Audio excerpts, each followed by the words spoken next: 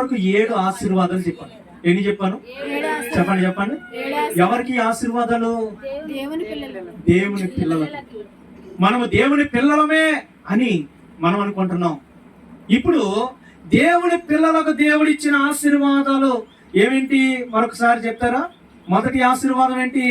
మొట్టమొదటి ప్రాధాన్యత. ఎంతమంది ఉన్నా అందరిలోకి మొదటి ప్రాధాన్యత నీదే. నీ తర్వాతే ఎవరైనా ఆయనకి. హల్లెలూయా. నా గుండెకాయ నువ్వే అంటారు కదా, ఎక్కువ ప్రేమ ఎక్కువైపోయినా. స్తోత్రం చెప్పండి. హల్లెలూయా. ఏమండి, నీ గుండెకాయ ఎవరైనా కావచ్చు, కానీ నువ్వు దేవుని బిడ్డగా మార్చబడితే దేవుని గుండెలో స్థానం నీదే. మొదటి ప్రయారిటీ నీదే. మొదటి ఉన్నతమైనటువంటి స్థితి నీదే. రెండోది, ఆయన రెక్కల క్రింద చోటు నీకే. స్తోత్రం చెప్పండి. ఆయన ఇచ్చే కాపుదల నీకే. స్తోత్రం. హల్లెలూయా. మూడవది, శ్రేష్టమైన ఈవులు నీ కొరకే దేవుడు సిద్ధపరిచాడు. నువ్వెక్కడో తిరగాల్సిన అవసరం లేదు. వాటి కొరకు ఏమండి నీ జీవితాన్ని, నీ ప్రాణాన్ని పణంగా పెట్టి నువ్వు పోరాడాల్సినంత అవసరం లేదు. శ్రేష్టమైన ఈవులు నీ కొరకు ఇచ్చే దేవుడు. హల్లెలూయా. నాలుగవది, ఆయన ఆలోచన ఎల్లప్పుడూ నీ మీదే. నిన్ను పట్టించుకునే స్థితిలో నీ తండ్రిగా ఆయన ఉంటాడు. ఐదవది, దేవుని బిడ్డ ఏమని, యేసుక్రీస్తు అనే ఉత్తరవాది నీ కొరకు నిలబడి నిన్ను వెనకేసుకొచ్చేవాడు. కొంతమంది అంటారండి, ఈ ఇంటిలో నన్ను సపోర్ట్ చేసేవాడు ఎవరో లేడు అని ఎడుతూ ఉన్నావా అమ్మ? కొన్నిసార్లు ఇంటిలో పాతి నీ మీద పడతా ఉంటారు. అమ్మ నిన్నంటది, నాన్న నిన్నంటాడు, అన్న తమ్ముడు అందరు నిన్నే అంటారు. హల్లెలూయా. చివరికి నువ్వు ప్రేమించి నీ భర్త కూడా నిన్నే అంటాడు. నువ్వు అనుకుంటావు నన్ను పట్టించుకున్నవాడు ఎవరు లేడురా, నేను ఎవరి కోసం బ్రతకాలనుకున్నావా? వాక్యం చెప్తుంది, నీ కొరకు యేసయ్య నిలబడ్డాడు. నీ తండ్రి స్థానంలో నిలబడ్డాడు. నేను వెనకేసుకురావడానికి నిలబడ్డాడు. నీ కొరకు ఎవరిని, నీ నిందలు, నీ పాపాలు, నీ తప్పులన్నీ తన మీద వేసుకొని నీకు ప్రాయశ్చిత్తం చేయడానికి ఆయన ఉత్తరవాదిగా, న్యాయవాదిగా నిలబడ్డాడు. హల్లెలూయా. స్తోత్రం చెప్పండి. ఆయన నీకు వారసత్వాన్ని ఇవ్వడానికి ఆయన ఉన్నాడు. హల్లెలూయా. చివరగా దేవుని బిడ్డ ఈ లోకాన్ని జయించేటటువంటి శక్తిని నీకు ఇవ్వడానికి బయట లేడు, నీలోకి వచ్చేసాడు. దేవునికి స్తోత్రం. హల్లెలూయా. గట్టిగా దేవునికి స్తోత్రం చెప్పండి. అయితే అస్సలు తిప్పలన్నీ ఇప్పుడు వస్తాయి. ఏంటి? ఆయన పిల్లల వంటి ఇన్ని దీవులు ఉన్నాయి. మరి నువ్వు దేవుని పిల్లవో కాదో ఇప్పుడు తేలిపోతాయి. అమ్మ ఏంటి? ఇప్పుడు తేలిపోతాయి. ఏంటి తేలిపోవడం? చెప్పండి. ఏంటి తేలిపోవడం? అసలు ఈ లక్షణాలు నీలో అంటే నువ్వు దేవుని పెట్టావు, కాకపోతే కాదు. ఎంతకాలం పేరు పెట్టుకొని బతుకుతున్నావు అంతే, నేను దేవుని పెట్టానని. పేరు రాసుకుంటే అయిపోద్దా? ఏమండి, నిన్న మొన్న మా ఫ్రెండ్ తిమోతి వైజాగ్ పాస్టర్ గారు, మేము కలిసి బైబిల్ ట్రైనింగ్ చేసినాం. దేవుని బిడ్డలారా, ఆయన నేను కలిసి బైబిల్ ట్రైనింగ్ చేసినప్పుడు నాది 2004లో నేను ఒక ఫోన్ కొనుక్కున్నా, మొబైల్ ఫోను. అప్పట్లో దానికి ఆఫరు ఏమంటే 2 సంవత్సరాలు ఫ్రీ. ఎన్ని సంవత్సరాలు? నెల 2 నెలలు కాదు, 2 సంవత్సరాలు ఫ్రీ. రోజుకి 100 నిమిషాలు, రోజుకి 100 నిమిషాలు ఎయిర్టెల్ ఆఫర్ అప్పట్లో. హల్లెలూయా. అది 2 సంవత్సరాలు ఫ్రీ. అది ఇప్పుడున్న 9963 నెంబర్ పాస్టర్ గారు వాడి నెంబరు అప్పుడుది 2004లోది. అది ఏమండి వింటున్నారా? అంటే అప్పటికి నువ్వు బహుశా ఏమండి ఇక్కడ కొంతమంది బహుశా పుట్టలేదు. హల్లెలూయా. అప్పటి నెంబర్ అది. మేము బైబిల్ ట్రైనింగ్లో ఉన్నప్పుడు ఏం జరిగిందో తెలుసా? మేమందరూ కూడా తెల్లవారుజామున 4:30కే ఏమండి ప్రార్థన జరిగిద్ది బైబిల్ ట్రైనింగ్లో. ఏమండి ప్రార్థనకి వెళ్ళిపోయేవాళ్ళం. నేను ఆ రోజు ఛార్జింగ్ పెట్టి ఫోను మా ఫ్రెండ్ తిమోతిని ఏమన్నారే, నువ్వు తేరా ఈరోజు ఆరాధన నాదని నేను పోయినా. ఆడు హడావుడిగా తేకుండా వచ్చిండు. దొరికింది ఛాన్స్. ఇటు స్నానానికి వెళ్ళి వచ్చాడు, ఫోన్ జేబులు వేసుకున్నాడు, వెళ్ళిపోయాడు. ఎవరు? కృపానందం అని. వెళ్ళిపోయిన తర్వాత చక్కగా పట్టుకొని వెళ్ళి, జాగ్రత్తగానండి, చక్కగా పట్టుకెళ్ళి వైజాగ్లో అమ్మేసుకున్నాడు. అమ్మాయి వైజాగ్లో అమ్ముకున్నాడు 1200కి. 1200కి. ఇది 2 సంవత్సరాల ఆఫరు. 1200 ఇస్తే ఇచ్చేస్తానని 1200కి అమ్ముకున్నాడు. నేను మా ఫ్రెండ్ దానికోసం 3 నెలలు ప్రార్థన చేసాం. ప్రభా ఫోన్, ప్రభా కొనుక్కునేంత స్తోమత లేదు ప్రభా, ఫోన్ ప్రభా 3 నెలలు ప్రార్థన చేసాం. వైజాగ్ పట్టణంలో అమ్మబడిన ఫోను 3 నెలల తర్వాత తిరిగి మా బైబిల్ కాలేజ్కి వచ్చింది. స్తోత్రం చెప్పండి. హల్లెలూయా. 3 నెలల తర్వాత మా బైబిల్ కాలేజ్కి వచ్చింది. ఆ ఫోన్ నాదని నేను ఎట్లా ఏమండి తెలుసుకున్నానంటే, అప్పట్లో రింగ్ టోన్ కంపోజిషన్ అని ఉండేది. అంటే రింగ్ టోన్స్ మనం క్రియేట్ చేసుకోవచ్చు తెలుసా? ఫోన్లో రింగ్ టోన్స్ మనం ఇప్పుడు మనం పాడి పాట ఉంది కదా, తండ్రి నా, ఆ ప్రార్థన ఫోన్లో మనం రింగ్ టోన్ కంపోజ్ చేసుకోవచ్చు. కీబోర్డ్ ఉండేది, కీబోర్డ్ మీద మనం నొక్కుంటా రింగ్ టోన్ కంపోజ్ చేసుకోవచ్చు. అట్లా నాకు బాగా నచ్చినటువంటి ఒక పాటను దాంట్లో నేను పెట్టుకున్నా. అది నా పేరు మీద ఉంటది. ఆ పాటకి రింగ్ టోన్ పేరు ఉంటది కదా, అది నా పేరు మీద ఉంటది. హల్లెలూయా. ఆ పేరు రాసి ఆ పాటకు పెట్టుకున్నా. ఆ రోజు బాత్రూమ్స్ అన్ని నిండిపోతే సెప్టిక్ ట్యాంక్ వాడు వచ్చాడు అది తీయడానికి. ఆ సెప్టిక్ ట్యాంక్ వాడి దగ్గర ఈ రింగ్ టోన్ వినబడుతుంది. చెప్పండి. హల్లెలూయా. వాడి దగ్గర ఈ రింగ్ టోన్ వినబడుతుంది. మా ఫ్రెండ్ పరిగెత్తుకుంటూ వచ్చాడు, తిమోతి, అరే నీ రింగ్ టోన్ అక్కడ వినబడుతుందిరా అన్నాడు. హల్లెలూయా. దగ్గరికి వెళ్ళాం. మేమందరం పాస్టర్లం కదా. పాపం వాడేమో సెప్టిక్ ట్యాంక్ తీయడానికి వచ్చాడు. అన్న ఒకసారి ఫోన్ ఇవ్వంటే ఇచ్చాడు. పాపం ఇవ్వగానే లాక్ నేనే తీసుకున్నా. హల్లెలూయా. నేనే తీసుకొని రింగ్ టోన్స్ లోకి వెళ్ళిన తర్వాత పేరు చూసే నాదే ఉంది. నాదే ఉండగా వాడిని పట్టుకున్నామేగా. అక్కడ మా బ్యాచ్ మొత్తం పిలిచిన వచ్చారు, చుట్టూ గుమ్ముగుడినాం. గుమ్ముగుడిన తర్వాత వీడు వచ్చాడు కదా, వీడిని పట్టుకోగానే వాడు జంపు అమ్మునోడు. స్తోత్రం చెప్పండి. అమ్మినోడు జంపు. ఏమండి వాడిని పట్టుకొని అడుగుతా ఉన్నాం, ఇది ఎక్కడదే? నేను కొనుక్కున్నానన్నా. ఎక్కడ కొన్నావు? కొత్తదన్నా, షాప్ లో కొన్నా. అరే నువ్వు కొత్తది కొంటే నా పేరు నీ దాంట్లోకి ఎలాగొచ్చిందిరా, అది రింగ్ టోన్ ఎలాగొచ్చిందిరా అని గట్టిగా అడిగి పోలీస్ స్టేషన్ ఫోన్ చేస్తాం. కంప్లైంట్ పెడతావు, నువ్వు మా మొబైల్ షాప్ మా మొబైల్ తీసుకున్నావు అని అంటే ఆడు నిజం చెప్పాడు. అన్న మా ఫ్రెండ్ ఒకడు ఇక్కడే పని చేస్తున్నాడు అన్న, వాడు నాకు అమ్మిండు అన్న. ఏం పేరు రా వాడి పేరు? కృపానందం అన్న. హల్లెలూయా. దొంగ దొరికిండు, బయటకు వచ్చాడు. హల్లెలూయా. స్తోత్రం చెప్పండి. సిమ్ పోయిందండి. సిమ్ లేదు, సిమ్ పోయింది, సిమ్ పోయింది, సెల్ పోయింది. కానీ దేవుని బిడ్డ అది దాంట్లో ఉన్నటువంటి ఆ చిన్న పేరు పట్టించేసింది నాదని. హల్లెలూయా. స్తోత్రం చెప్పండి. వాడు సిమ్ వేసుకున్నాడు, వాడు దానిపైన బోల్డెన్ ఫోటోలు పెట్టుకున్నాడు, వాల్ పేపర్లు అన్ని మార్చాడు, లోపల నా పేరు మార్చలేకపోయాడు. స్తోత్రం చెప్పండి, గట్టిగా చెప్పండి. ఎందుకంటే ఆ రింగ్ టోన్ కంపోజ్ చేసినప్పుడు అది ఫస్ట్ పెట్టిన నేమే మన దీంట్లో ఉన్నప్పుడు రీనేమ్ అడగదు దానికి. హల్లెలూయా. మనం ఏ పేరు పెట్టుకుంటే ఆ పేరే, తర్వాత మారడానికే ఉండదు.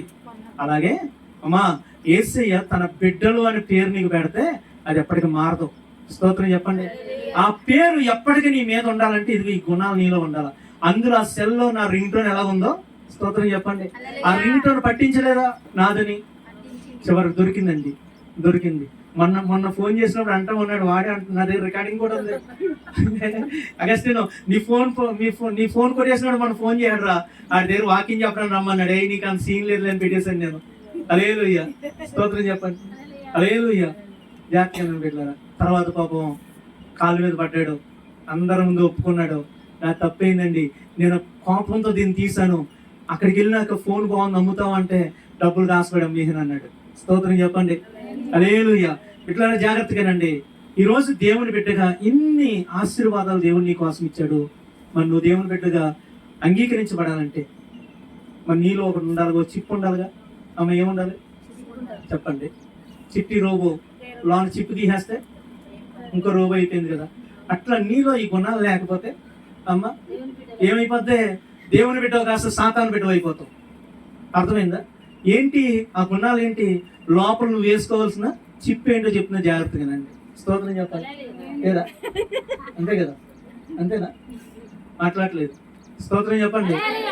హల్లెలూయా. సాతాను ఏంటంటే దేవుని చిప్పు తీసి ఆడి చిప్పు పెట్టాలని చూస్తాడు. అమ్మ అందుకే కొంతమంది ఎరా చిప్పు ఏమన్నా అంటూ ఉంటారు. స్తోత్రం చెప్పండి. హల్లెలూయా. నేను అందలుసుకోలేదు. అర్థమైందా? కాబట్టి నీ జీవితంలో ఇవి ఉన్నాయా లేదా? ఇవి ఉంటేనే నువ్వు దేవుని బిడ్డవు, ఇవి ఉంటేనే ఈ ఆశీర్వాదాలు నీకు. మొట్టమొదటి లక్షణం, దేవుని బిడ్డలుగా నువ్వు జీవించి పిలువబడాలంటే యోహాను సువార్త 1వ అధ్యాయము, రాష్ట్రంగా టైం చూపిస్తున్నారు. యోహాను సువార్త 1వ అధ్యాయం 50 వచ్చిన అంటున్నా. 50 నిమిషాలు అయింది. 50 చూసి 50 వచ్చిన అంటున్నా. 12 వచ్చిన. స్తోత్రం చెప్పండి. త్వరగా ఒక 10 నిమిషాల్లో ఇవన్నీ నేను ఎక్స్ప్లెయిన్ చేయను, మీకు చెప్పి ముగించేస్తాను. యోహాను సువార్త 1వ అధ్యాయం 12 వచనం. తన్ను ఎందరు అంగీకరించిరో వారందరికీ, అనగా తన నామమందు విశ్వసించిన వారందరికీ దేవుని పిల్లలగుటకు ఆయన అధికారం అనుగ్రహించెను. స్తోత్రం చెప్పండి. అమ్మో దేవుని బిడ్డవని నువ్వు పేరు పెట్టుకుంటూ వచ్చేది కాదు, అది ఆయన ఇవ్వాలా. ఎవరు ఇవ్వాలమ్మా? మాట్లాడలేదు, ఆయన ఇవ్వాలా. ఇప్పుడు నువ్వు ఎక్కడో రోడ్డు పక్కన కారు ఆగింది, కారు మీద తీయేసి ఫోటోలు దిగినందుకు మాత్రం నీదైపోద్దా? మాట్లాడలేదు, అవ్వదు. అర్థమైందండి? తాళం ఉంటది, ఏమండి? అది ఎవరి దగ్గర ఉంటది? ఆ తారు ఎవరిదో వాడి దగ్గర ఉంటది. హల్లెలూయా. అలాగే దేవుని పిల్లలనే అధికారం ఆయన దగ్గర ఉంది. ఆ అధికారం నీకు ఇవ్వాలంటే ఈమె నా బిడ్డ అని దేవుడు అధికారికంగా ప్రకటన చేయాలంటే ఇది ఇక్కడ రాయబడిన మొదటి మాట ఏంటి? ఆయనను అంగీకరించాలా. అమ్మా ఏం చేయాలమ్మా? అట్లేదు, గట్టి చెప్పండి. సౌండ్ రావట్లేదు. ఆకలేస్తుంది కదా అందరికి? ఆకలేస్తుంది కదా? లేదా? సిరీస్ అక్క లేదంటే ఇప్పుడు గంట సేపు చెప్పొచ్చు. ఏం కాదు. స్తోత్రం. హల్లెలూయా. గట్టిగా దేవునికి స్తోత్రం చెబుదాం. హల్లెలూయా. దేవుని బిడ్డలారా, ఆయనను అంగీకరిస్తేనే నువ్వు దేవుని బిడ్డవే. ఏం అంగీకరించాలి? ఆయనను అంగీకరించడం అంటే ఏమండి? నీ జీవితంలో ప్రతి క్షణం కూడా ఆయనకి నచ్చినట్టు నువ్వు బ్రతకాల. ఆయనే నా యజమాని అని నువ్వు అంగీకరించాలి. ఆయనే నా దేవుడు అని నువ్వు అంగీకరించాలి. నా పాపముల కొరకు చనిపోయింది ఆయనే, ఈ లోకంలో నిజమైన రక్షకుడు ఆయనే అని నువ్వు అంగీకరించాలా. అందుకంటది కింద ఆయనను ఎందరు అంగీకరించరో అనే మాట దగ్గర, అనగా తన నామమందు విశ్వాసముంచు వారికి. ఎవరికి అంగీకరించడం అంటే ఏంటి? ఆయన యందు విశ్వాసం, నమ్మకం. అంగీకరించడం అంటే నమ్మకం ఉంచాలా. ఈ నా జీవితాన్ని ఏదైనా చేయగలరని నువ్వు నమ్మాలా. ఎట్టయినా ఆశీర్వదించగలరని నువ్వు నమ్మినప్పుడు నీకు దేవుని బిడ్డగా జీవించే అధికారం దేవుడిస్తాడు. ప్రభుకు స్తోత్రం చెప్పండి. హల్లెలూయా. రెండవ మాట జ్ఞాపకం చేస్తున్నారు. మత్తయి సువార్త 5వ అధ్యాయము 9వ వచనం. మత్తయి సువార్త 5వ అధ్యాయము 9వ వచనాన్ని మనం జ్ఞాపకం చేసుకుందాం. సమాధానపరచు వారు ధన్యులు, వారు దేవుని కుమారులు అనబడుదురు. స్తోత్రం చెప్పండి. అమ్మ, మొదటిది దేవుని అంగీకరించిన వారికి, విశ్వసించిన వారు దేవుని పిల్లలు అనబడతారు. రెండవది సమాధాన పరిచేవారు దేవుని పిల్లలు అనబడతారు. సమాధాన పరచడానికి వ్యతిరేక పదం చెప్పండి. గొడవలు పెట్టడం, తగులు పెట్టడం. ఏమండి? మా దేవుడు బలిపీఠం మీద నిప్పు అగ్గిని ఆరిపోకుండా అన్నాడండి. ఎప్పుడు కట్టలేమన్నాడండి, పుల్లలేమన్నాడండి. పక్కింట్లోకి వెళ్ళి పుల్లలేసి వాళ్ళు దేవుని బిడ్డలో అవరు. స్తోత్రం చెప్పండి. లేవికాండం 6వ అధ్యాయం 12-13 వచనాలు ఏముంటది? బలిపీఠం మీద అగ్గిని ఆరిపోకూడదు, నిత్యము మండుచుండవలను, యాజకుడు ప్రతి ఉదయం దాని మీద కట్టెలు వేయవలనని ఉంది. కట్టెలు అంటే పుల్లలో. స్తోత్రం చెప్పండి. నువ్వు కట్టెలు వేయాల్సిన ఆరాధనకు వచ్చి అమ్మా దేవుని యొక్క అగ్గిని, పరిశుద్ధాత్మ ఆగిపోకుండా నువ్వు ఆరాధన చేయమని, మీ ఇంటి పక్కన వాళ్ళు ఇద్దరికి పుల్లలేమని కాదు. స్తోత్రం చెప్పండి. కొంతమంది దేవుని సన్నిధికి వస్తారు, ఏమండి చింత చచ్చినా పులుగు సావలేదన్నట్టు దేవుని పిల్లలని పేరు పెట్టుకుంటారు, సాతాను లక్షణాలతో బతుకుతుంటారు. దేవుని పిల్లలమండి అని చెప్పుకుంటారు, చేతిలో బైబిల్ ఉంటది, ఒంటి మీద తెల్లబట్టలు ఉంటాయి. మరి గుణం ఎలాంటిది? సాతాను గుణం ఉంటది. పక్కన వాళ్ళకి గొడవలు పెట్టే గుణం ఉంటది. పక్కన వాళ్ళ విషయాలు ఇంకొకరి ఇంటికి మోసే గుణం ఉంటది. హల్లెలూయా. ఇది దేవుని బిడ్డలకు తగనిది. జాగ్రత్తగానండి. నువ్వు దేవుని కుమారుడుగా, కుమార్తెగా బ్రతకాలంటే సమాధానపరచాలా. ఒకవేళ ఎవరైనా తగాదాల్లో ఉన్నారనుకోండి, నువ్వు చేయగలిగితే వెళ్ళి సమాధానపరిచి ఇద్దరికి సంధి చేసి, ఏమండి వారిద్దరు కలిసిమెలిసి బ్రతికేలా చేయాలి తప్ప, అలాగందమ్మా అంత మాట అందా? ఏమండి కొంతమంది అంటారండి, అంత మాట అందా నిన్ను? హల్లెలూయా. ఇంక ఈ మాట అనగానే అక్కడ అవతల ఆవిడకి ఎక్కలేని పౌరుషం మొత్తం ఉంటది. హల్లెలూయా. స్తోత్రం చెప్పండి. హల్లెలూయా. ఏమండి సంఘంలో 3 రకాల చేపలు మనం దేవుడు ఏమన్నాడు? నువ్వు మనుషులు పట్టే జాలరు కాదు పేతురు. ఏమండి చేపలు పట్టే జాలరు కాదు, మనుషులు పట్టే జాలరుగా మారుస్తానన్నాడు కదా. అంటే సంఘాన్ని దేవుడు దేంతో పోల్చాడు? చేపలతో పోల్చాడు. స్తోత్రం చెప్పండి. సంఘంలో 3 రకాలైన చేపలు ఉంటారంట, 3 రకాలైనటువంటి విశ్వాసులు. ఏమండి సముద్రంలో, నదుల్లో 3 రకాలైన చేపలు ఉన్నట్టుగానే సంఘంలో కూడా 3 రకాలైన చేపలు ఉంటారు. హల్లెలూయా. ఏంటి? మొట్టమొదటి చేప ఏమండి పీచు ముళ్ళు ఉంటాయి, దండ ముళ్ళే ఉంటాయి.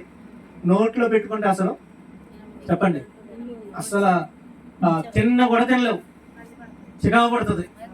హల్లెలూయా. చేపల పేర్లు కూడా చెప్తున్నారు ఇప్పుడే. స్తోత్రం చెప్పండి. హల్లెలూయా. దేవుడు పెట్టారు వింటున్నారా? కొంతమంది విశ్వాసులు అన్ని ముళ్ళులతో వస్తారు, పక్కన వాళ్ళకి ఎక్కడ కూర్చుంటే వాళ్ళని గుచ్చుతూ ఉంటారు. ఇక అమ్మ విన్నావా? వచ్చిన వాళ్ళందరితోనూ గొడవలే. ఏనాడు నాడింగా తిరిగి వెళ్ళిన దావాకాలాలు ఉండదు.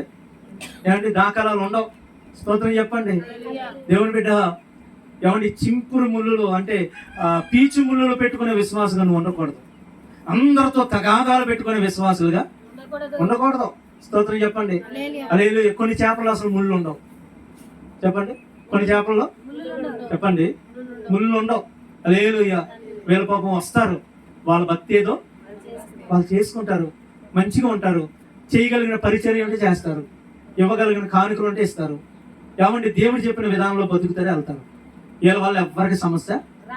కొంతమంది ఉంటారు పెద్ద ముళ్ళు ఉంటది, ఒకటే ముళ్ళు ఉంటది కానీ పెద్దది ఉంటది, గుచ్చితే చచ్చిపోవడం ఇక. అలేలుయ్య. కొంతమంది విశ్వాసులు ఉంటారు, ఏమన్నా ఉంటారు ఉంటారు ఉంటారు ఉంటారు ఎప్పుడైనా మనసు ఇరిగితే కనుక పోతా ముళ్ళు గుచ్చిపోతారు. ఇంక సంఘం అంతా కొట్టుకు సావడం, ఇడిపోవడం. స్తోత్రం చెప్పండి. గలిబిలు చేసిపోతారు. ఈరోజు నువ్వే కోవకు చెందిందా, నువ్వే లక్షణం ఉందే ఆలోచించుకోవాలి. స్తోత్రం చెప్పండి, గట్టిగా చెప్పండి. దేవుని బిడ్డలు సమాధాన పరిచే లక్షణం కలిగి ఉండాలి. తగాదాలు పెట్టే లక్షణం ఉండకూడదు, కయ్యాలు పెట్టే లక్షణం ఉండకూడదు. అందుకే హెబ్రీయులకు రాసిన పత్రిక 12వ అధ్యాయం 14 వచనం అంటాడు కదా, ఏమండి అందరితోనూ సఖ్యమైతే అందరితోనూ సమాధానంగా ఉండడానికి ప్రయత్నం చేయండి అన్నాడు. స్తోత్రం చెప్పండి. నువ్వు సమాధానంగా ఉండడానికి ప్రయత్నం చేయి, నువ్వు దీవించబడతావు, దేవుని బిడ్డగా నువ్వు మార్చబడతావు, దేవుని బిడ్డగా నువ్వు పిలువబడతావు. 3వ మాటను జ్ఞాపకం చేస్తున్నాను. మత్తయి సువార్త 5వ అధ్యాయం 44వ వచనంలో రాయబడినటువంటి మాట 5:44. నేను మీతో చెప్పినదేమనగా మీరు పరలోకమందున మీ తండ్రికి కుమారులు ఉండినట్లు మీ శత్రువులను ప్రేమించండి, మిమ్మల్ని హింసించి వారి కొరకు ప్రార్థన చేయండి. స్తోత్రం చెప్పండి. అమ్మ ఎవరి కొరకు ప్రార్థన? ఎవరి కొరకు? ఎవరిని ప్రేమించాలి? చెప్పండి. నీ శత్రువులను ప్రేమించాలి, నేను హింసించే వాళ్ళ కొరకు ప్రార్థన. ఏమని ప్రార్థన చేయాలి? ప్రభా ఈ రోజు నన్ను సిగా పెడుతున్నాడు ప్రభా, ఈడెప్పుడు సత్తాడో ప్రభా అని ప్రార్థన చేయాలా? కాదండి, అలా కాదు. కొంతమందికి నోటి చివరు ఉంటాయి, ఏంటి మాటలు ఉంటాయి, పర్లా బూతులు. స్తోత్రం చెప్పండి. ఓ చచ్చిపోతున్నాం ఇక్కడ, ఏమంటే ఆ ఇంట్లో ఉండి సత్తన్నాం, అసలు లెగితే గోల, లెగితే బూతులు. ప్రశాంతంగా బయటకు వచ్చి కూర్చుందామంటే కూర్చొనివ్వట్లేదు. వింటున్నారా బిడ్డలారా? కొంతమందికి నోటి చివరు ఉంటాయి, బూతు లేకుండా మాట రాదు. మరి చిన్నప్పటి నుంచి అన్నంతో పెరిగారో బూతులతో పెరిగారో అర్థం కావట్లేదు. స్తోత్రం చెప్పండి. హల్లెలూయా. బిడ్డలారా, అది నీకు తగదు. ఒకవేళ ఎవరైనా నిన్ను కనుక ద్వేషిస్తే వారి కొరకు ప్రార్థన చేయి.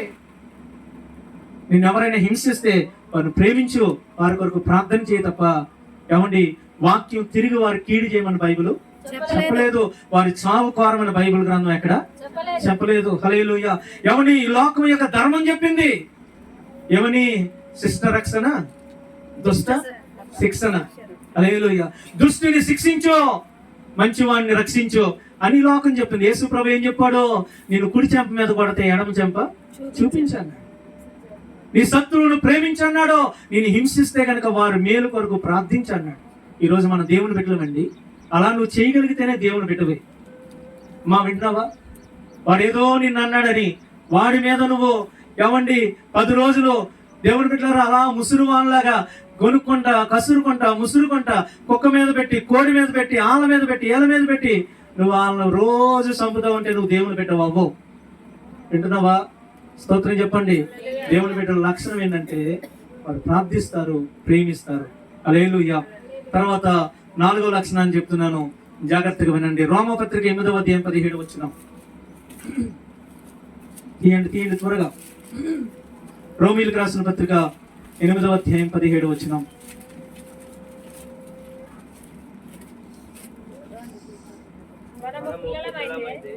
మనము పిల్లలమైతే వారసులము, అనగా దేవుని వారసులము, క్రీస్తుతో కూడా మహిమ పొందుటకు ఆయనతో శ్రమ పడిన ఎడల క్రీస్తు తోడి వారసులము. స్తోత్రం చెప్పండి, గట్టిగా చెప్పండి.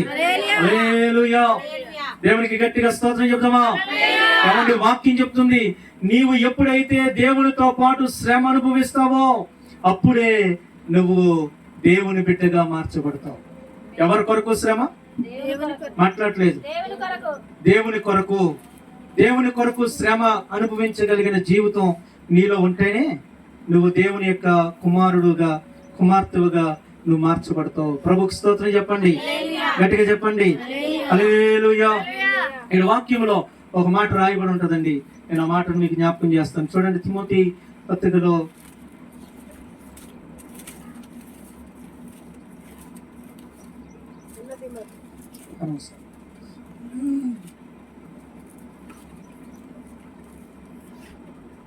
పేతురు పత్రిక చూడండి, 1 పేతురు 2వ అధ్యాయము 20వ వచనం. ఈ 19, 20 వచనాలు చదువుదాం. ఎవడైనను అన్యాయముగా శ్రమ పొందుచు దేవుని గూర్చిన మనస్సాక్షి కలిగి దుఃఖము సహించిన ఎడల అది హితమగును. తప్పిదమునకై దెబ్బలు తినినప్పుడు మీరు సహించిన ఎడల మీకేమి ఘనత? మేలు చేసి బాధపడినప్పుడు మీరు సహించిన ఎడల అది దేవునికి హితమగును. ఇందుకు మీరు పిలువబడితిరి. స్తోత్రం చెప్పండి అమ్మా. ఎందుకు దేవుడు పిలిచాడు? ఎందుకు దేవుడు కుమారుడిగా కుమార్తెగా నేను ఏర్పాటు చేశాడు? అన్యాయం చేసినప్పుడు శ్రమ అనుభవించడానికి కాదు. నీ యందు తప్పున్నప్పుడు, నువ్వు శ్రమ పడినప్పుడు నువ్వు తలంచుకొని పోతే అది కాదు బిడ్డల లక్షణం. ఏమండి, అన్యాయం చేసినప్పుడు ఎవరైనా పడతాడు. నీ యందు తప్పుంది కాబట్టి, నీలో ఏమండి పనికిమాలిన స్వభావం ఉన్నప్పుడు ఎవరైనా 10 మంది నిన్నంటే తలంచుకొని పోతాడు, ఎవరైనా పోతాడు. కానీ ఏ తప్పు లేకపోయినా నువ్వు మేలు చేసినప్పటికీ నీ మీద కీడు వస్తే గనక అప్పుడు నువ్వు సహించగలిగితే అది దేవుని బిడ్డల లక్షణం. స్తోత్రం చెప్పండి. నువ్వు మేలే చేసావు, నువ్వు ఇతరులకి ప్రయోజనకరమైనది చేసినావు, అయినా సరే నువ్వు సహించాలా. అది దేవుని బిడ్డల లక్షణం. ఏమండి దేవుని బిడ్డలారా, ఈ సందర్భంగా ఒక చిన్న మాట జ్ఞాపకం చేస్తున్నాను. మనం ఏం అన్యాయం చేసామండి? ఎవరికైనా ఏమైనా అన్యాయం చేసామా? అరే, ఈ ప్రాంతం బాగుండాలని ప్రార్థన చేస్తున్నాం, ఇడిపోయిన కుటుంబాలు కలపబడాలని ప్రార్థన చేస్తున్నాం, త్రాగుబోతులు మారాలని ప్రార్థన చేస్తున్నాం, కుటుంబాల్లో నెమ్మది కలగాలని ప్రార్థన చేస్తున్నాం, నిజమైన రక్షకుడు ఆయనే అని మా ప్రాంతం అంతా రక్షించబడి నిత్య జీవానికి రావాలని ప్రార్థన చేస్తున్నాం. దేవుని బిడ్డ ఇట్లా ప్రార్థన చేయడానికి మైకెట్టుకున్నా అదిగో సౌండ్ ఎక్కువైంది, ఇదిగో గోల్ చేస్తున్నారు, అదిగో అల్లరి చేస్తున్నారు. స్తోత్రం చెప్పండి హల్లెలూయా. తాగొచ్చి గోల చేసి అల్లరి చేసిన వాడి మీదకి వెళ్ళరు. ఇతరుల కొరకు, సమాజం కొరకు, ప్రాంతాల కొరకు ప్రార్థన చేసే వాళ్ళ మీదకి ప్రజలు తిరగబడతా ఉన్నారు. అమ్మా, అవునా కదా? మాట్లాడలేదండి. కుటుంబాలు పాడు చేసే వాళ్ళ మీదకి, దొంగతనాలు చేసే వాళ్ళ మీదకి, తాగొచ్చి అల్లర్లు చేసే వాళ్ళ మీదకి దేవుని బిడ్డలారా కత్తులు జేబుల్లో పట్టుకొని గంజాయిలు తాగుతూ తల్లిదండ్రులు ఏడిపించే వాళ్ళని ఏమి అనరు, ఏం మాట్లాడరు. ఎవరినంటారు? ప్రార్థన చేసే వాళ్ళని అంటారు. ఎవరినంటారు? ఇతరుల మేలు కొరకు ప్రార్థిస్తూ 10 మందికి వాక్యం ప్రకటిస్తామా, ఎలాగుండు అలాగుండు, నువ్వు జీవించబడతావని వాక్యం ప్రకటించే వాళ్ళ దగ్గరకు వచ్చి సౌండ్ ఎక్కువైందంటారు. నువ్వు ఎందుకు ప్రార్థన పెడుతున్నావు రోజు అంటారు. హల్లెలూయా. స్తోత్రం చెప్పండి, గట్టిగా చెప్పండి. ఓ ఎన్నో మాటలండి, ఎన్నో మాటలు. మొన్న నేను యూట్యూబ్లో చూసాను, ఎక్కడో స్వార్థ కూడికి జరుగుతుంది, సభ జరుగుతుంది. ఒక అతను కత్తెట్టుకొని వెళ్ళిండంట పాట పాడుతుంటే. కత్తి పట్టుకొని లేస్తే ఒక అబ్బాయి చేయి పెడితే అబ్బాయికి చేయి తెగింది, పక్కన ఇంకొక ఆవిడికి కూడా చేయి తెగింది. ఎందుకండి? వీళ్ళు ఏం కీడు చేశారు? దొంగతనాలు చేశారా? కుటుంబాలు కూల్చారా? ఏం చేశారు? ఏమైనా సొత్తులు ఏమైనా ఎత్తుకుని పోయారా? లేదు. క్రీస్తు మాటలు ప్రకటిస్తున్నారు. అనేక మంది జీవితాల్లో వెలుగును నింపుతూ ఉన్నారు. వారిని చూసి సాతాను ఏమండి ఓర్వలేకపోతా ఉంది, లోకం సహించలేకపోతా ఉంది. బిడ్డలారా, వాక్యం చెప్తుంది, అయినా పర్లేదు, అయినా పర్లేదు, వారి కొరకు నువ్వు ప్రార్థన చేయి, అయినా పర్లేదు నువ్వు సహించు, అప్పుడే నువ్వు దేవుని బిడ్డ అవుతావు. దేవునికి స్తోత్రం చెప్పండి. ఇది కదా మన దేవుడు మనకు నేర్పించింది. స్తోత్రం చెప్దామా? హల్లెలూయా. మరొక మాట జ్ఞాపకం చేస్తున్నాను. రోమపత్రిక 8వ అధ్యాయము 14వ వచనం. రోమ 8:14. ఎందరైతే ఆయన ఆత్మ ద్వారా నడిపించబడుదురో వారందరూ దేవుని కుమారులై ఎందురు. స్తోత్రం చెప్పండి. ఎందరు దేవుని ఆత్మ చేత ఎందరు నడిపించబడతారో వారు మాత్రమే దేవుని పిల్లలై ఉంటారు. స్తోత్రం చెప్పండి అమ్మా. దేని ద్వారా నడిపించబడాలి? దేవుని ఆత్మ చేత, దేవుని ప్రేరణ ద్వారా నువ్వు నడిపించబడాలి. స్తోత్రం చెప్పండి హల్లెలూయా. నువ్వు దేవుని ప్రేరణ ద్వారా నడిపించబడకుండా, దైవజనుడు చెప్పినట్టు నువ్వు జీవించకుండా, వాక్యం చెప్పినట్టు నువ్వు నడవకుండా, నీ ఇష్టానుసారంగా నువ్వు బ్రతుకుతానంటే నువ్వు దేవుని బిడ్డవుగా పనికిరావు.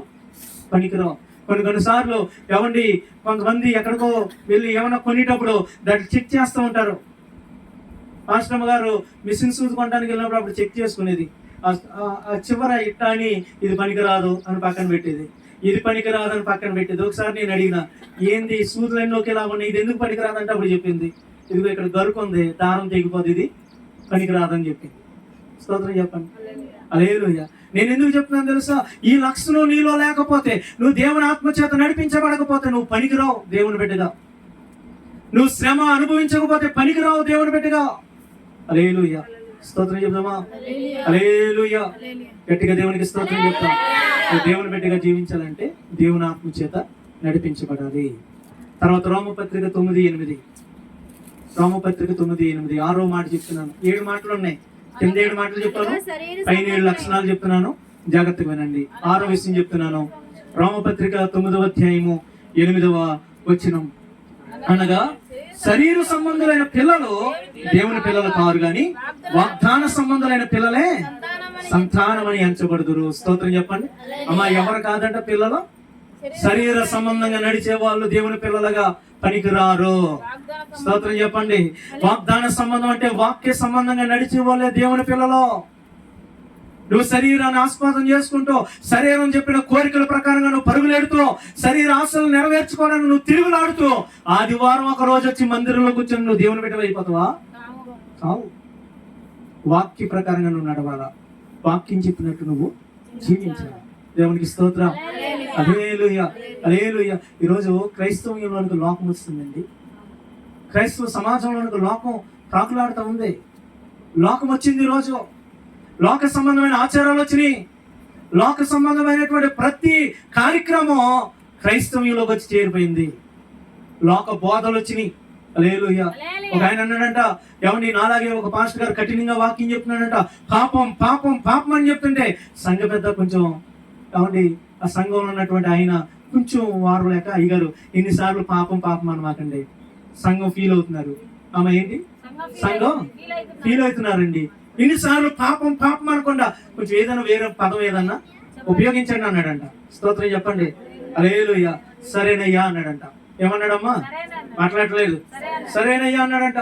అని ఏమండి వచ్చే వారి నుంచి అలాగే ఉపయోగంగా అన్నాడు. మధ్యలో రోజు పాస్టర్ గారు ఫోన్ చేశాడు. ఎవరికే? సంఘ పెద్దకు ఫోన్ చేశాడు. రా ఒకసారి షాపింగ్ వెళ్దాం అన్నాడు. వచ్చాడు. హల్లెలూయా. గట్టిగా దేవునికి స్తోత్రం చెప్తామా?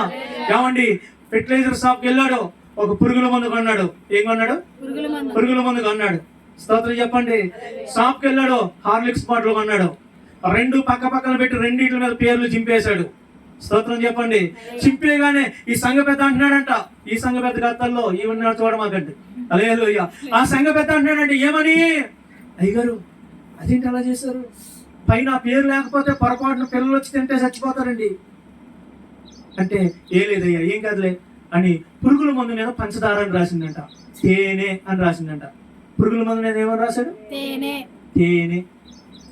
సంఘ పెద్ద సాకయ్య, అదేంటండి అది విషమని రాయండి, తేనె అని రాస్తారేంటి అంటే, ఏం పర్లేదులే ఏదో పేరు, విషం అంటే భయంకరంగా ఉంది, తేనె అని చెప్తాం.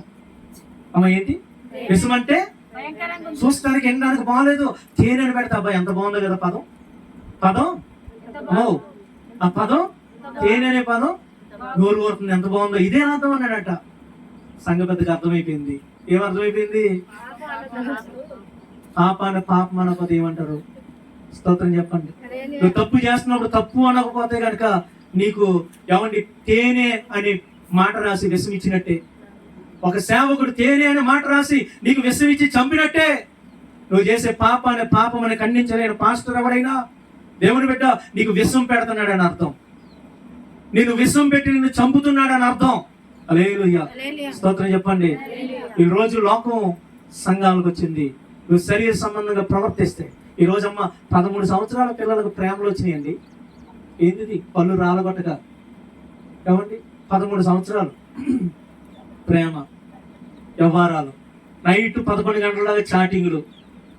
తల్లిదండ్రులు ఏమో కష్టపడి వాళ్ళ కోసం చెమటూర్చి బతుకుతూ ఉంటారు. పిల్లలే ప్రాణంగా బతుకుతూ ఉంటే ఇవాళ దేవుని బిడ్డలా నిజంగా? మీరు చెప్పండి, గుండెల మీద చేసుకొని. అమ్మో చెప్పండి, దేవుని పిల్లలే? నేను మాట్లాడలేదు. దేవుని పిల్లలా? కాదు కాదు, నేను చెప్తున్నా కాదు. రక్షణ పొందిన కాదు, బాప్తిస్మం తీసుకున్నా కాదు. ఈ లక్షణం పోవాలా, లోకం పోవాలా, లోక ముచ్చట్లు పోవాలా, లోక సరదాలు పోవాలా. హల్లెలూయా. నువ్వు ఆనందించు, మంచి వాటి అందు ఆనందించు, సరైన వాటి అందు ఆనందించు. టీవీ చూస్తున్నావా, చూడు కాసేపు, తప్పేముంది, నవ్వుకో. దేవుని బిడ్డ లోకాన్ని నీలోనికి ఎందుకు రానివ్వాలా? పాపానికి ఎందుకు అవకాశం ఇవ్వాలా? దేవుని యొక్క పేరును నువ్వు ఎందుకు పాడు చేయాలా? నీ తల్లిదండ్రుల పేరు నువ్వు ఎందుకు పాడు చేయాలా? శరీర సంబంధంగా బ్రతికితే నువ్వు దేవుని బిడ్డవు కాదు, సాతాను బిడ్డవు. నువ్వు నిన్ను దెయ్యం నడిపిస్తున్న దేవుడు కాదు, గుర్తుపెట్టుకో. హల్లెలూయా. చివరి మాటను మనం జ్ఞాపకం చేసుకుందాం. చివరి మాట, దేవుని బిడ్డలారా, ఎఫెసీయులకు రాసిన పత్రిక 5వ అధ్యాయం మొదటి వచనం. ఎఫెసీ పత్రిక 5 మొదటి వచనం. 5వ అధ్యాయము మొదటి వచనం. కావున మీరు ప్రియులైన పిల్లల వలె దేవుని పోలి నడుచుకొనండి. స్తోత్రం చెప్పండి అమ్మా. ఎలాగా? దేవునికి ఇష్టమైన పిల్లలుగా. ఇప్పుడు దాకా దేవుని పిల్లలుగా ఉండాలంటే ఏం చేయాలో మనం చెప్పాం. దేవుని పిల్లలుగా దేవుడిచ్చే ఆశీర్వాదాలు ఎంత ఘనమైనయో కూడా మనం చెప్పు. 7వ మాటగా నేను చెప్తున్నాను, పిల్లల్లో కూడా ప్రియమైన పిల్లలు. స్తోత్రం చెప్పండి.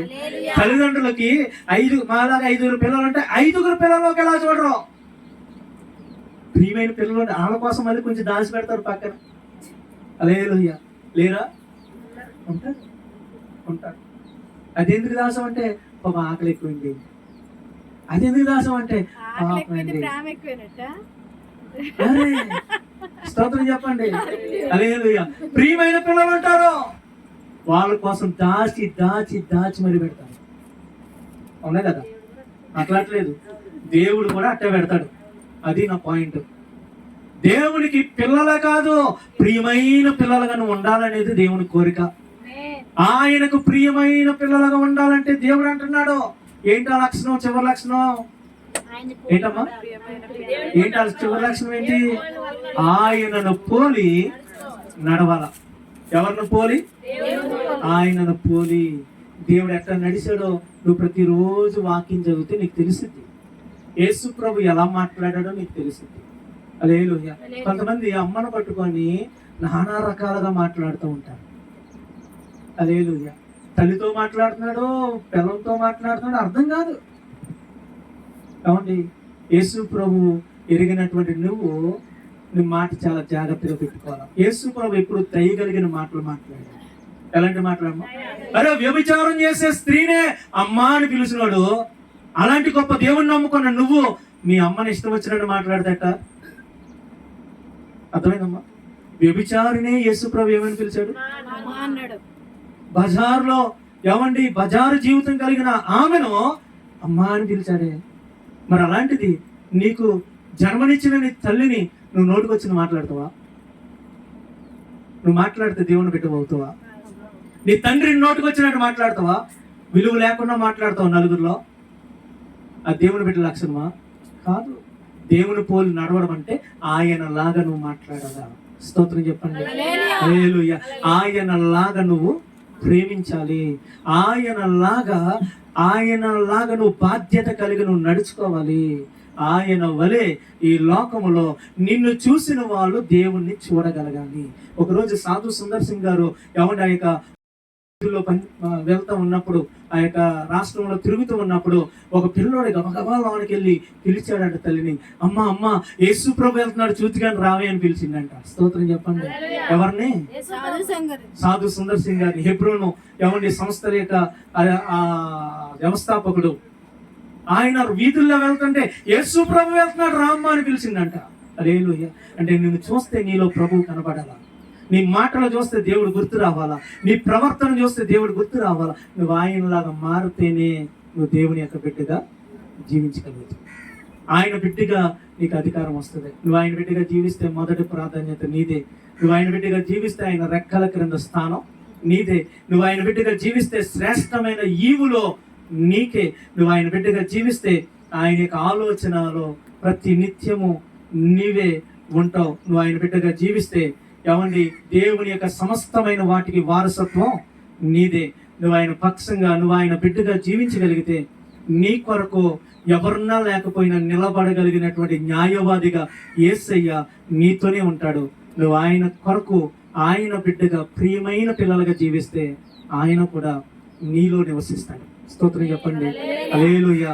దేవుని బిడ్డలారా, ఇటొక 7 మాటలు చెప్పాను, ఇటొక 7 మాటలు చెప్పాను. ఏమన్నా మీరు పాటలు పాడినప్పుడు ఇన్ని మాటలు దేవుడు నాతో మాట్లాడండి. స్తోత్రం చెప్పండి. మీరు పాటలు పాడుతూ ఉండగా ఈ మాటలన్నీ దేవుడు ఒక ప్రసంగం నాకు ఇచ్చాడు. ఇవన్నీ ఈ రోజు మీకు ఇవ్వాలని, మీతో మాట్లాడాలని. ప్రభుకు స్తోత్రం చెప్పండి. చూడండి, దేవునికి మీరు అంటే ఎంత ప్రేమ, మీ పట్ల ఎంత ప్రణాళికో. ఏమండి, ఈ మాటలన్నీ మీరు తెలుసుకొని ఆయన పిల్లలుగా మార్చబడితే ఇన్ని ఆశీర్వాదాలు ఇవ్వడానికి దేవుడు ఈరోజు దైవజనుడిగా నన్ను నిలవబెట్టి మీతో మాట్లాడించాడు. మరి ఇందులో ఏ లక్షణాలు నీలో ఉన్నాయో, ఏ లక్షణాలు నీలో లేవో ఒకసారి మోకరించండి, ప్రార్థన చేసుకుందాం. దేవుని బిడ్డ, యేసయ్య బిడ్డగా నువ్వు ఉంటున్నావు, అంగీకరిస్తున్నావు ఆ ప్రతి మాటకి. కొంతమంది అన్నిటికీ అంగీకరించలేరండి. ఆ పాస్టర్ గారు అయితే అన్నీ చెప్తే మేము వినాలా అంటారు. అన్నిటికీ అంగీకరించరు కొంతమంది. లేదు, నువ్వు అన్నిటికీ నీ ప్రవర్తన అంతటి యందు ఆయన అధికారాన్ని ఒప్పుకోవాలన్నాడు దేవుడు. ప్రార్థన చేద్దాం. నువ్వు దేవుని అధికారాన్ని ఒప్పుకోవాల్సిందే. నీ ప్రవర్తన అంతటి యందు దేవుని అధికారాన్ని ఒప్పుకుంటేనే నువ్వు దేవుని బిడ్డవి. నీ ప్రవర్తన అంతటి యందు నువ్వు ఆయనను అంగీకరించాలా. నువ్వు సమాధానపరచగలిగిన లక్షణం ఉండాలా. శత్రువుల కొరకు ప్రార్థించే గుణం ఉండాలా. ప్రేమించే లక్షణం ఉండాలా. దేవుని ఆత్మ చేత దేవుడు చెప్పినట్లు నడిపించబడాలా. ఆయన కొరకు శ్రమ కలిగినప్పుడు, కష్టం కలిగినప్పుడు నువ్వు ఆయనను విడిచిపెట్టి పారిపోకూడదు. కుటుంబంలో కష్టం వచ్చినప్పుడు దేవుని బిడ్డగా నువ్వు ఆ కష్టాన్ని ఎదుర్కోవాలి, కానీ పారిపోకూడదు. వాక్యానుసారమైన జీవితం కలిగి ఉండాలా. ఈ లోకంలో లోకానికి క్రీస్తును చూపించినట్లుగా ఆయనను పోలి నువ్వు నడుచుకోవాలా. ఈ 7 లక్షణాలు నీలో ఉంటే నువ్వు దేవుని కుమారుడుగా, కుమార్తెగా నువ్వు పిలువబడతావు. ప్రార్థన చేసుకుందాం, అందరూ ప్రార్థన చేసుకుందాం. పరిశుద్ధుడా, స్తోత్రమయ్యా. దేవుని బిడ్డలారా, ఈ లక్షణాలు ఒకవేళ నీలో లేకపోయినట్లయితే ప్రభువుని అడుగు. అయ్యా, ఈ బిడ్డగా నేను జీవించలేకపోతున్నాను, దయతో నన్ను క్షమించేయని అడుగు. పరిశుద్ధుడా, గొప్ప దేవుడా, మహోన్నతుడా, మహాగణుడానికే వందనాలు. ఇంతవరకు చెప్పబడినటువంటి మాటలను బట్టి నీకు వందనాలు. అయ్యా, మీరు నాతో, మాతో, అందరితో మీరు మాట్లాడారు. ప్రతి మాటను బట్టి నేను స్తుతిస్తున్నాను. ప్రతి మాటను బట్టి నీ నామాన్ని గణపరుస్తున్నాను. వీళ్ళందరిపై నీ రక్తాన్ని ప్రోక్షిస్తున్నాను. అయ్యా, నీ బిడ్డలుగా ఉన్న వారికి మీరు ఇస్తానని చెప్పినటువంటి ఉన్నతమైన ప్రతి ఆశీర్వాదం అయ్యా మీరు అనుగ్రహించండి. అయ్యా మీరు దయచేయండి. అయ్యా సహాయం చేయండి. అయ్యా మీ మేలు చేత నింపండి, తోడుగా ఉండి నడిపించండి. దేవుని ఆశీర్వాదాలు దయచేయండి. కృప చూపమని, తోడుగా ఉండమని, మీరే ముందు నడిపించమని ఆశీర్వాదాన్ని బిడ్డలు దయచేయండి. అయ్యా, వారిపై నీ కాపుదల, శ్రేష్టమైన ఈవులు అయ్యా తండ్రి, దేవానికి వందనాలు. ఈ సమస్తమైనటువంటి ఆశీర్వాదాలు బిడ్డలకు కలుగును గాక. అయ్యా, నీ వాక్యము ద్వారా మమ్మల్ని మేము సరి చేసుకొని ఈ లోకములో నిన్ను పోలి జీవించగలిగిన జీవితాలు మాకు దయచేయండి. యేసు నామములో అడిగి పొందుకొని ఉన్నాము తండ్రి. ఆమేన్.